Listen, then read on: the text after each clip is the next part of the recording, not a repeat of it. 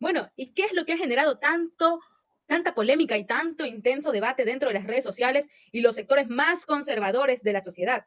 Y es que, en realidad, este código está permitiendo la legalización del aborto, promueve la ideología de género, fomenta el comercio del cuerpo humano mediante los vientres de alquiler. Y esto hoy vamos a analizarlo aquí en tu programa de Nos Tomamos la Palabra.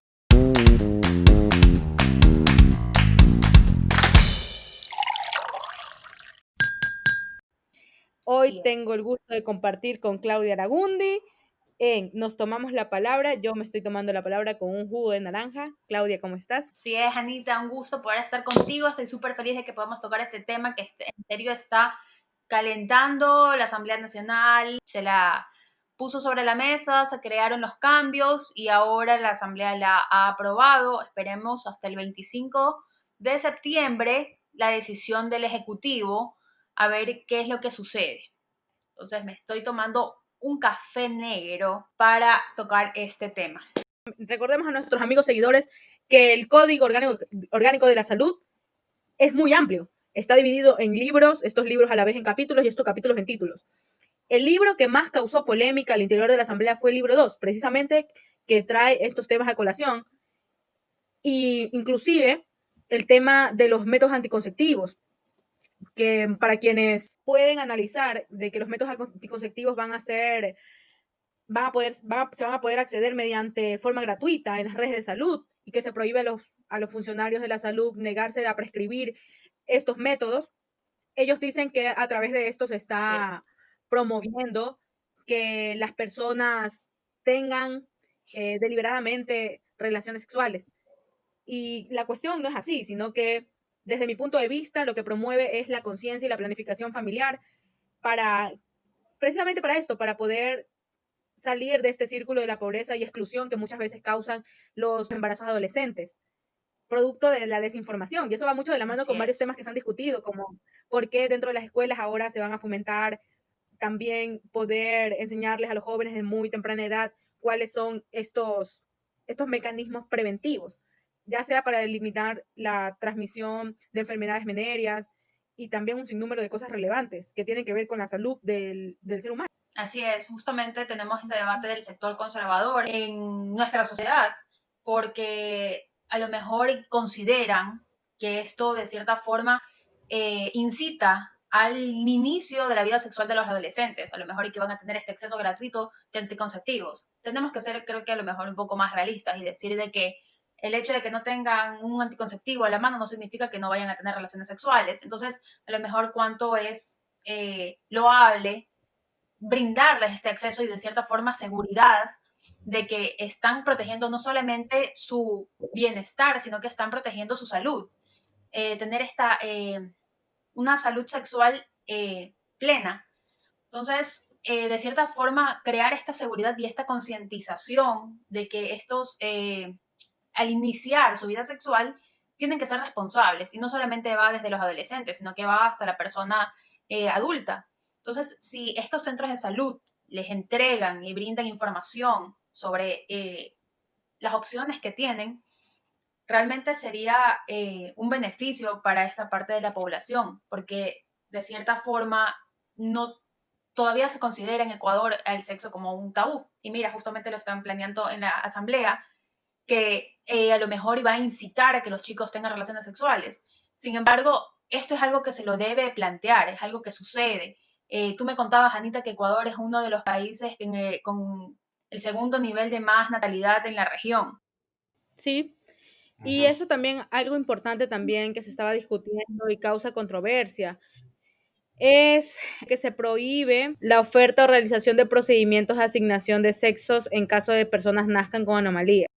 ¿Qué quiere decir este artículo? Este artículo quiere decir que quienes nazcan con anomalías de indeterminación sexual hasta que la persona alcance la fase biológica de la pubertad, excepto en casos de mayor riesgo, que es inminentemente para su salud o para su vida, van a poder determinar mediante un profesional su parte biológica, su parte genital, perdón. No sé qué opinión te merece Así esto. es. Son políticas que las personas no están listas para esto. La sociedad, estamos en una sociedad conservadora y Ecuador no está listo para este tipo de ideologías políticas que convierten es un problema de salud y lo convierten en algo político y lo convierten en algo que se debate para sus propias convicciones. Entonces, va mucho más allá que algo de un problema de salud, lo convierten en un problema en una campaña política. Escuchamos a precandidatos o en la asamblea hablar sobre temas morales, antiéticos, a la Iglesia Católica, a estos colectivos que de cierta forma siempre velan por el sector conservador. Entonces, es necesario que muy aparte de lo que para mí esté correcto, tenemos que ver que esto existe en nuestro país. Bueno, Claudia, y ya para dejar por sentado estos temas, yo quiero entrar a la parte más candente y más polémica de este código, que es la maternidad subrogada. ¿Qué es lo que está diciendo este artículo que causa tanta crítica feroz en los distintos espacios de comunicación? Y es que hay varios sectores que dicen que esto de maternidad subrogada es igual a vientres de alquiler. ¿Por qué? Porque el artículo 196 del código dice textualmente que la maternidad subrogada estará permitida únicamente en los casos en los que existan circunstancias médicas que no permitan el embarazo de la mujer y que se prohíbe realizar estos procedimientos en niñas y adolescentes, así como las contraprestaciones económicas o compensaciones de cualquier tipo a cambio de donación de gametos, embriones o de la subrogación del vientre. Y las preocupaciones respecto a la maternidad subrogada son comprensibles, pero la solución no es prohibirla, sino es pedir una regulación que asegure que se están cumpliendo el fin determinado. Los estábamos conversando fuera del programa y decíamos, sí, evidentemente tiene que ser un espacio donde alguien haga una labor altruista, que no es que se beneficien de ellos. ¿Por qué? Porque si no se abre la puerta a que esto se convierta en un tráfico o trata de las mujeres. Porque si bien la norma lo está diciendo que no se vería realizar estos procedimientos en niños, en niñas y adolescentes, evidentemente sí van a haber mujeres que vayan a estar vulnerables frente a esta normativa y lo más importante va a ser la regulación que se tome para llevar a cabo este fin. Claro, así es. Justamente como lo estás diciendo, de que cualquier persona necesitas pasar por un mecanismo de procesos. Eres una persona apta para donar tu vientre, eres una persona en pleno estado físico y mental, es decir, tienes todas las cualidades para ser un buen espécimen, digámoslo así. Entonces, date cuenta de que al negar esto, estás afectando los derechos reproductivos de estas parejas. Sería crear, como dices, es el mecanismo de control de que no se vaya a crear una red de tráfico de mujeres. Claro, sí, se veta ese artículo específicamente. Hay otras cosas importantes también, como también causa críticas radicales, con posiciones extremistas respecto al artículo 201, que sugieren, que varias personas sugieren que deja la puerta abierta para la legalización del aborto. Y ya sea porque este artículo señala que serán consideradas emergencias de aborto, cualquier tipo, por cualquier tipo o cualquier causa aparente que esté afectando la vida o la condición de salud de la mujer. Y entonces también este artículo dice que los profesionales de la salud no pueden negar la atención en estas emergencias y deberán respetar la confidencialidad y privacidad y el secreto profesional y de los derechos de la mujer. La despenalización del aborto no pasa únicamente por el Código de Salud, la despenalización del aborto pasa por el Código Orgánico Integral Penal. Así es, no tiene nada que ver, es absolutamente, son dos cosas diferentes. Entonces, según CURRET, un proyecto de enciclopedias colaborativas médicas, consideran a la emergencia obstétrica como una serie de eventos prenatales de origen tanto materno como fetal y que constituyen como un peligro inminente para la vida de uno o de ambos, lo que requiere una conducta rápida del obstetra y del anestesiólogo. Sin embargo, no es legal todavía el aborto. Se lo considera como emergencia obstétrica para poder salvar al menos la vida de esta mujer y que no se pierdan las dos vidas. El aborto es no punible en Ecuador, o sea, cuando, como lo decía, corre riesgo la vida de la mujer, hubo una violación a una mujer que tiene discapacidad mental.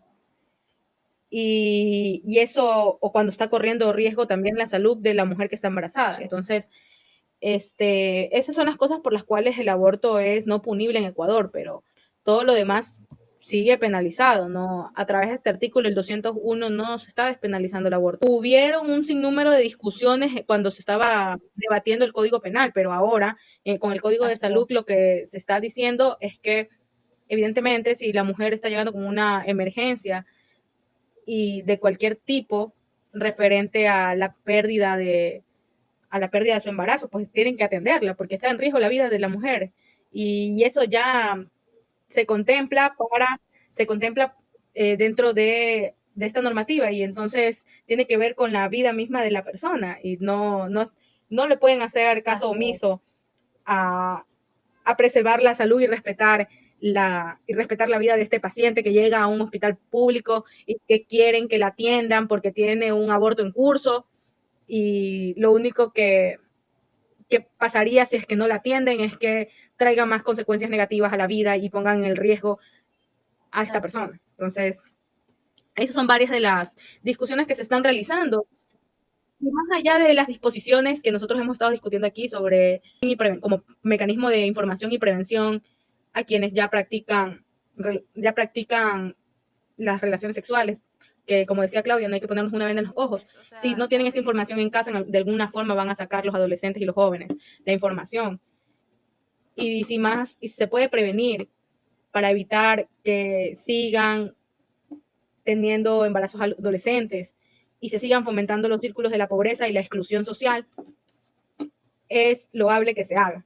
Entonces, y esto ya no es un asunto y eso no es un asunto simplemente de ideologías políticas, ni tampoco de creencias religiosas, sino también un país, de pensar en una visión país del avance de la civilización como tal, y que hay varias cosas que tienen que tomarse en cuenta porque todos los grupos, ya sean las mujeres y los grupos vulnerables, necesitan tener una atención pública de calidad.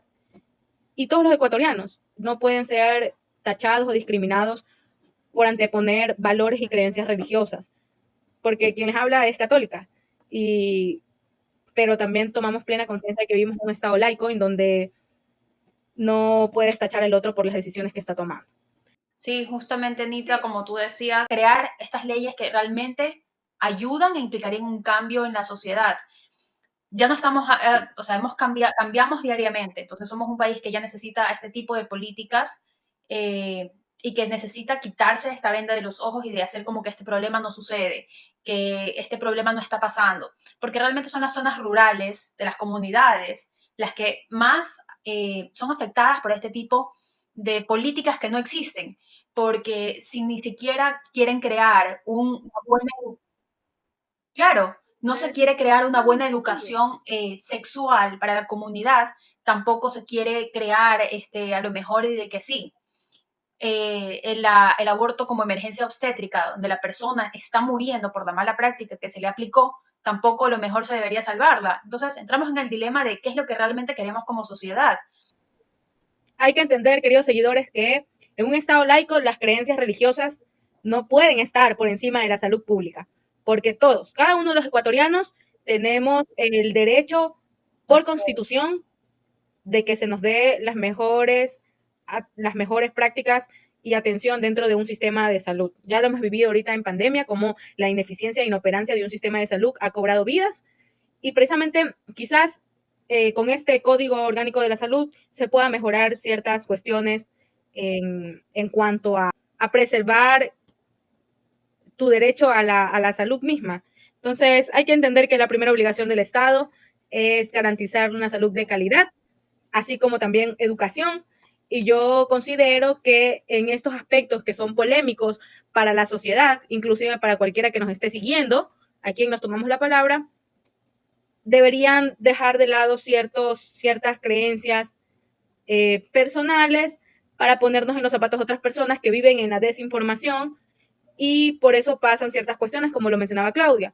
En los sectores rurales muchas veces son los más afectados porque desconocen totalmente sus derechos sobre la salud sexual y reproductiva, y con este código se abre la puerta para que haya mayor información respecto a este tema, y asimismo también traer a la reflexión de que es importante que pongamos atención a distintos debates que se están llevando a cabo respecto al código, y también las figuras que están representando las. Muchas gracias a todos nuestros seguidores de Nos Tomamos la Palabra. Gracias por acompañarnos en este espacio que es creado con mucho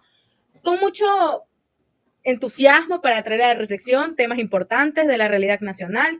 Queremos conocer de sus comentarios y vamos a responder algunas preguntas respecto a este tema, porque el tiempo nos ha quedado corto y sabemos que ustedes tienen inquietudes y dudas referente a por qué la gente piensa que el código promueve el cambio de sexo, permite que se legalice el aborto, porque hay bastantes afirmaciones referentes al vientre de alquiler y el tiempo nos ha quedado realmente cortos para poder abordar varias perspectivas de estos temas. Entonces vamos a contestar distintas preguntas alrededor de esta semana. Déjenos sus comentarios. Para nosotros es muy importante porque retroalimenta este espacio que es creado con mucho cariño y con mucha ilusión para todos nuestros seguidores de Nos Tomamos la Palabra. No olviden que estamos en todas las redes sociales como Nos Tomamos EC. Eso es todo. Muchísimas gracias. Chao, Anita.